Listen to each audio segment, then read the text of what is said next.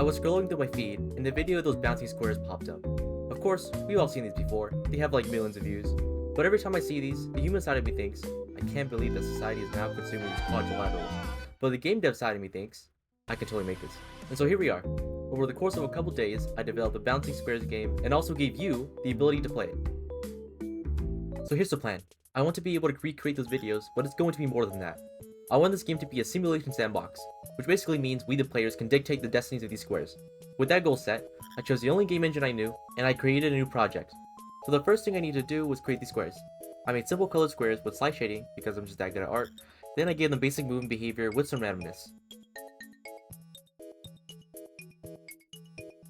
Then I created some walls so that the squares can bounce off of them.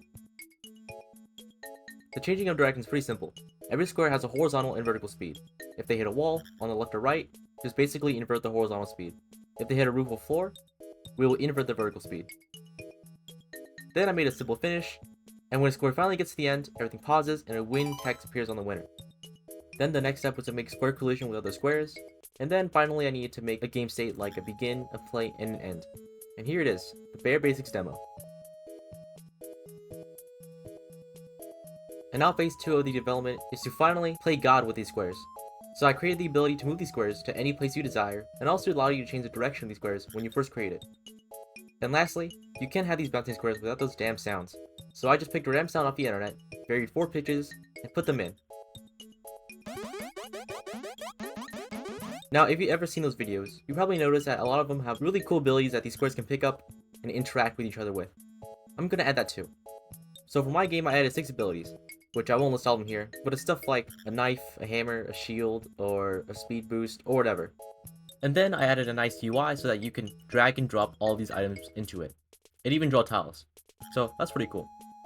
I was originally going to create some preset levels for the player to mess around with, but as I brought my hands to my keyboard, I realized that's not happening. Saving multiple maps and presets just seemed way too much for me.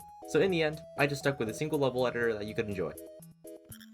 All in all, I'm really proud of what this has become. It started off as a small joke, and it ended off being an even bigger one.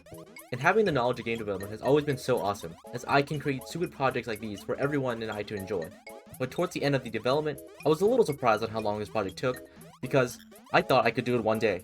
But as I learned, as your project expands, your time to commit grows exponentially. But as of this current state, I think it would have been a good game jam submission, which I now regret not doing. Depending on how well received this is, I might add more to this project, and even port to mobile, who knows. So if I get 100 likes, I'll go ahead and add stuff like moving platforms, or port to mobile, etc., if I have time for it. The game is in the description, so go try it out. Anyways, that's about it for this video. Thank you for staying till the end.